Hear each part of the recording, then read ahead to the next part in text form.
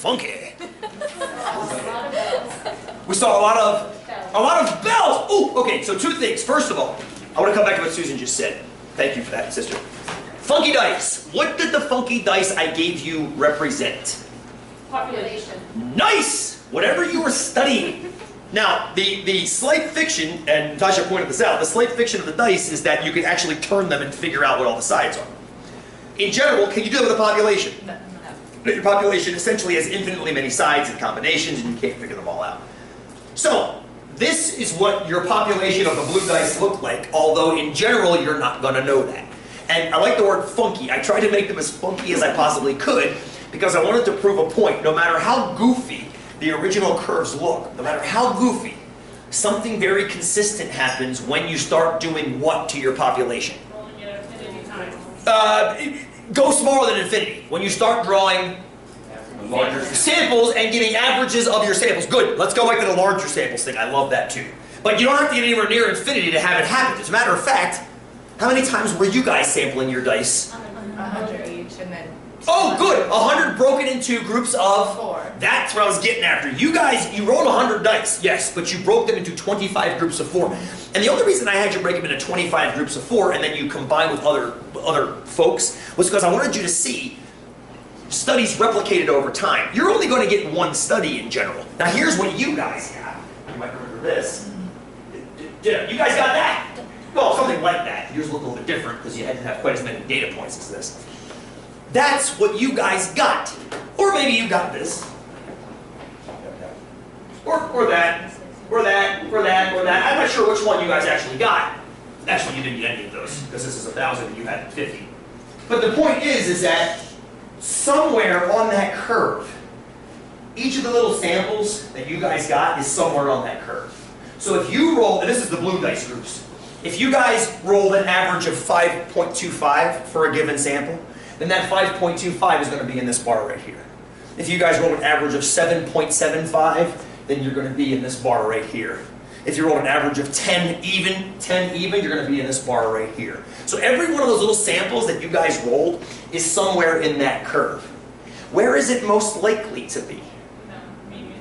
Good! Either way, I like both those answers.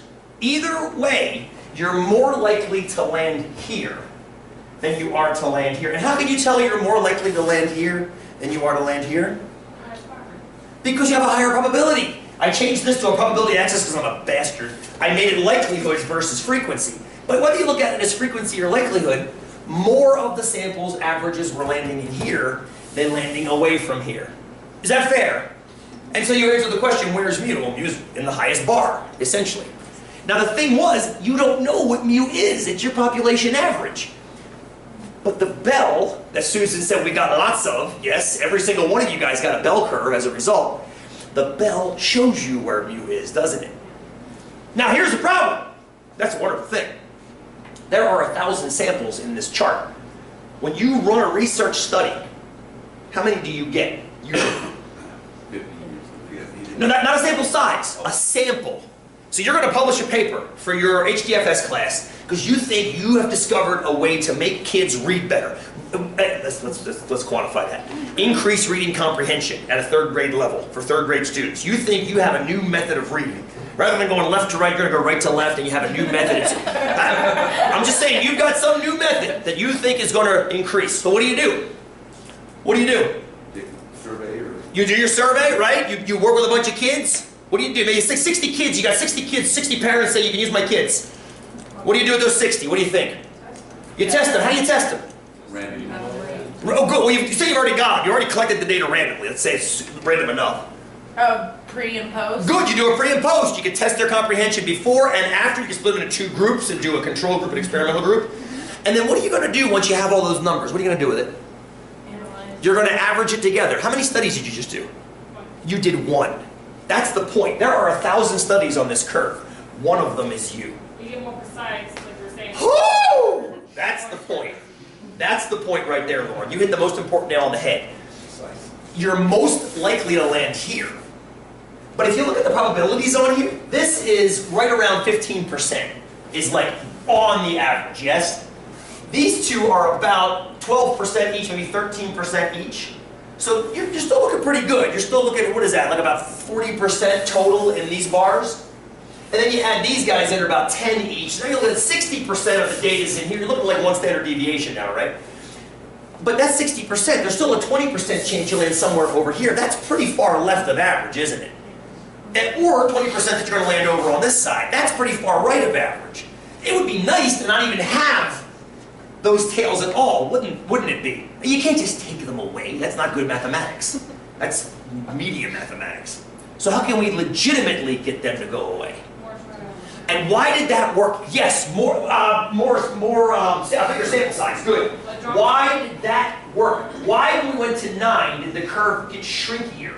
And then 16, and then 25. As we increased the samples, the curve started pulling in. Give me a convincing argument as to why.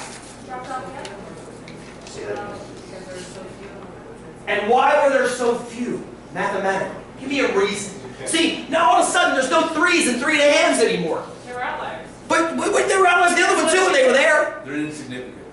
Why? Because compared to the rest of the data, they're a lot less. Can't roll them all the way across the... That's what I'm looking for. I'm looking for this. When I send Max into the store to buy birds, if I tell him to buy 4 birds, there's a chance he's going to get 4 roosters. Is that chance greater or less than if I send him into the store and tell him to buy 10 birds, and the chance he gets all roosters then? Which is a lower probability? 10 roosters. When he buys 10 birds, the chance of all of them being roosters has got to be less than the chance of 4 of them being roosters. So what Nathan just said is the mathematical explanation. What you guys are saying is correct, but mathematically, here's why. In order for you to get an average of, say, 2.5, you have to roll consistently 2.5s and 3s and 2.5s and 3s 25 times. You're not going to have that happen. The chance of snake eyes and 3 in that distribution is like 5%. That's 5% times 5% times 5% times 5%.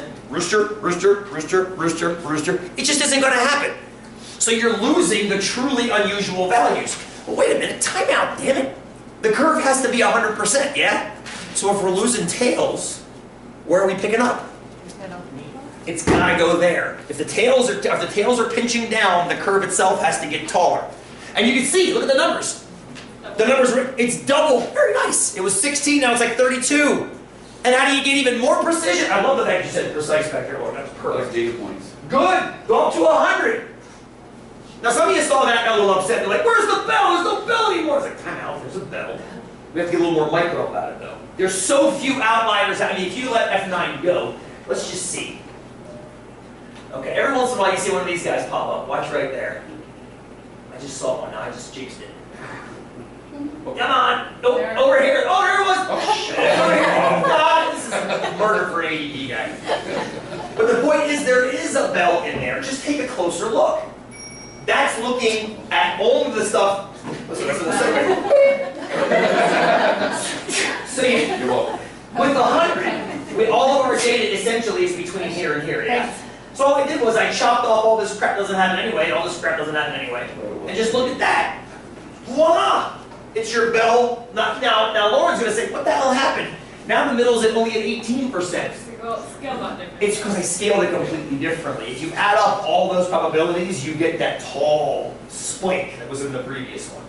So the bells are all there. It's like they're like fractal bells, micro and macro levels. Totally freaking cool. Well, I need a fractal level. So anyway, what I want to do today, this is what I didn't want to rush to get to yesterday. I want to put all of those curves together on one axis. And here's what that looks like. So look down here. That's all 5 of those curves simultaneously. Sample size of 4, 9, 16, 25, and then hundreds in the back. Now if I press F9, it's running all those trials again and keeping track of them right here. Here we go. There they go. I like the fact that the blue is kind of like water. I like that. I like that.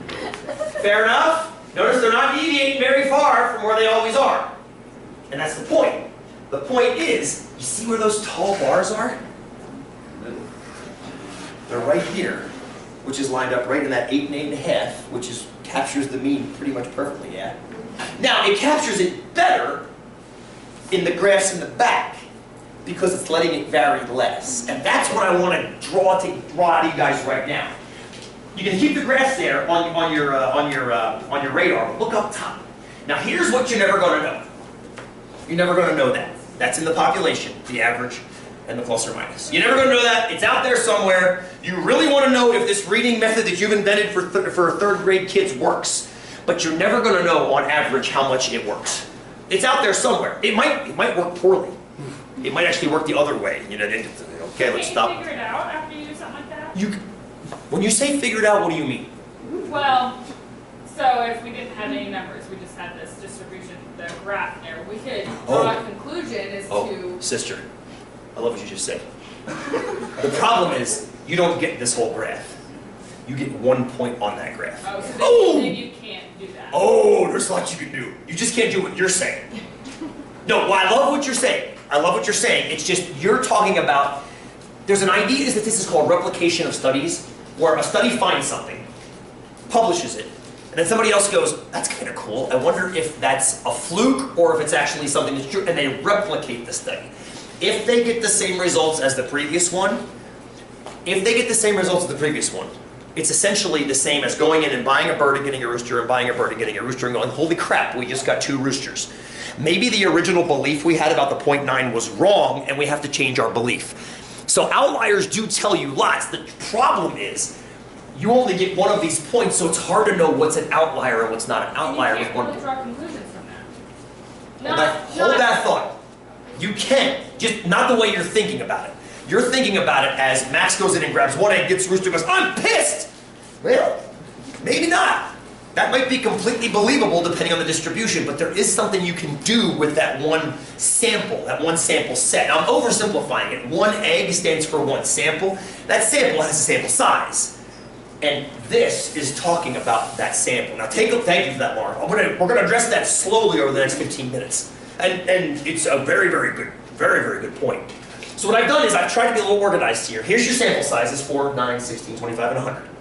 Okay, I also tried to make it 10,000. I'll get back to why that didn't work momentarily. Excel, I found Excel's limit. You know, it's kind of like one of those things you find the end of the internet, like you click on the last page and the whole thing just shuts down. I found the end of Excel. Take a look at these numbers right here. Take a look at those numbers as I F9 through. Because remember, every time I F9, we're rolling thousands and thousands of dice. So what do you notice about these? They're staying close to what, Danielle? Each other, and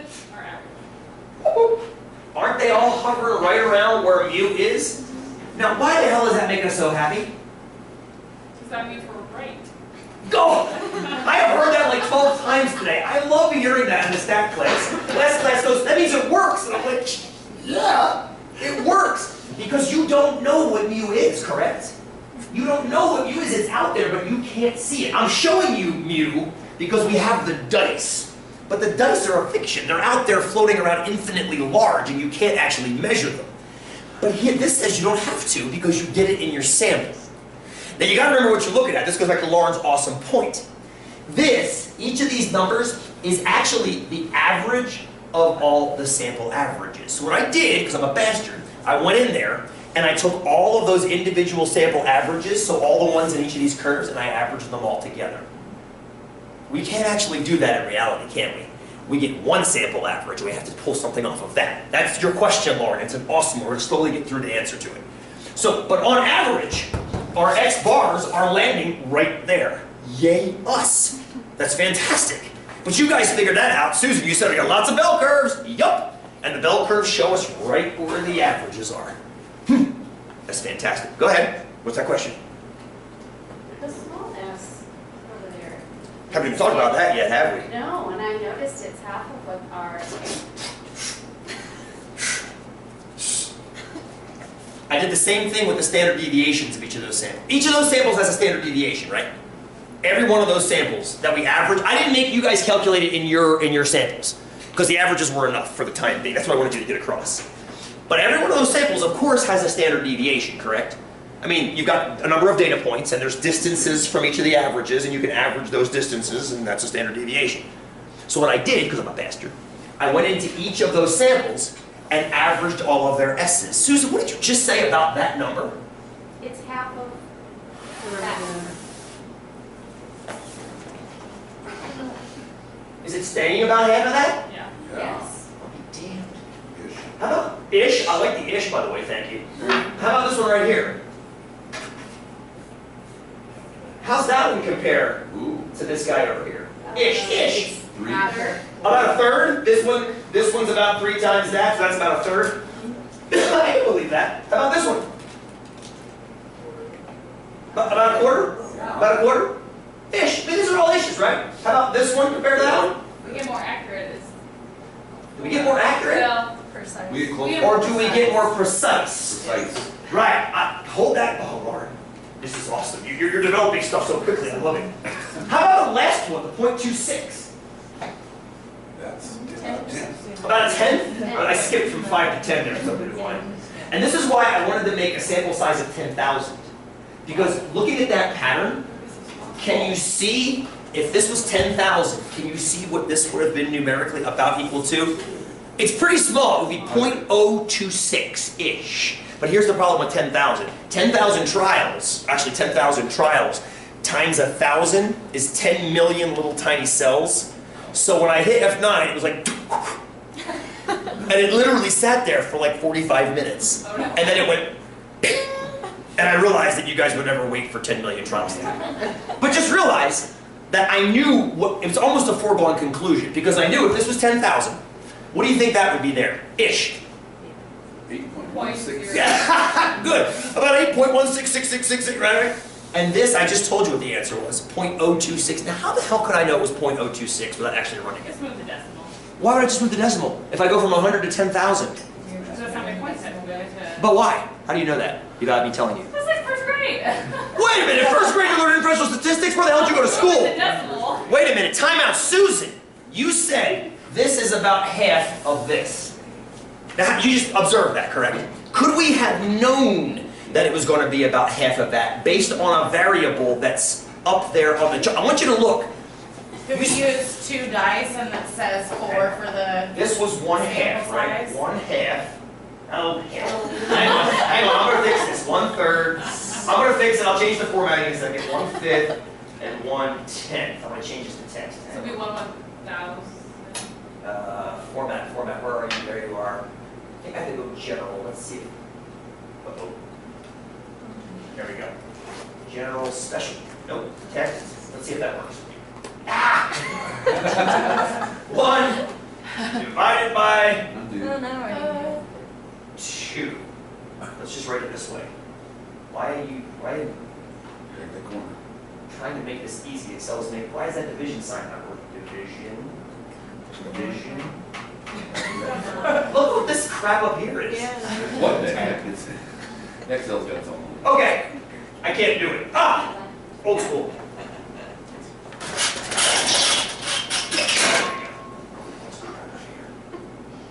Yeah, Excel doesn't like it when you don't put functions in its little brain.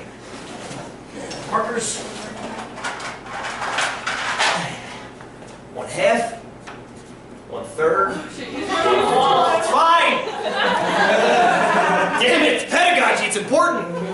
Find the relationship. Find the relationship between those fractions and something else up there. Susan, you see him? Oh, Emily, what about the sample sizes? 1 square root, 1 box, Wow. 1/10. 4 Yeah. So is related to a half, the same way that 9 is related to a third, the same way.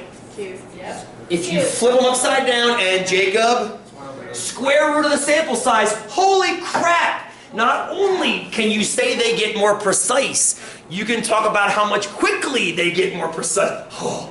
And this is how I knew what 10,000 was going to do, didn't I? Because what's the square root of 10,000? 100! So I knew I was going to pick up one more decimal from 1/10, because it was going to go to 100th. So I love what you were saying. It's first grade. Well, kinda, sorta. If you're learning radicals in first grade, what school did you go to?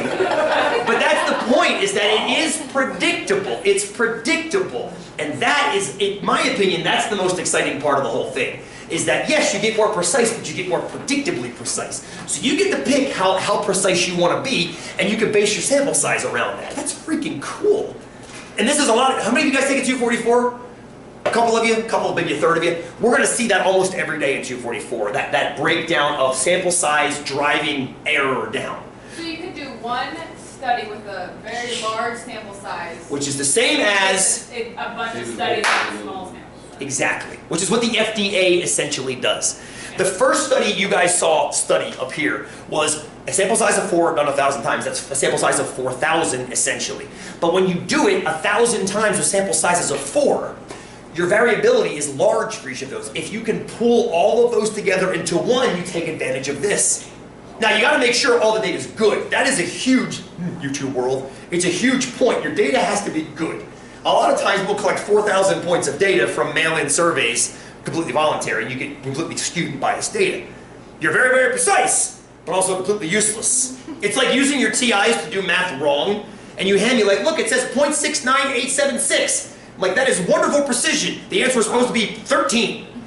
So you are horribly precise, I mean, I say horribly, I mean wonderfully precise, but nowhere near the correct answer. It's like I give you a gun and a bullseye to shoot at, and you shoot over there. But your pattern is perfect. It's all really close. It's like, that was awesome. Now can you just turn the gun over here? So there's accuracy and there's precision. And let's take 5. I want to kind of wrap all this up in a couple main points. Everything you've said, Lauren, has basically precipitated itself. But I also want, or do you guys want to forge through? What do you say? Want to just forge through? I can't think this will take more than 10 minutes. Let's just bang through it and be done? Let's bang through it and be done. That's awesome. Let's put everything you said, which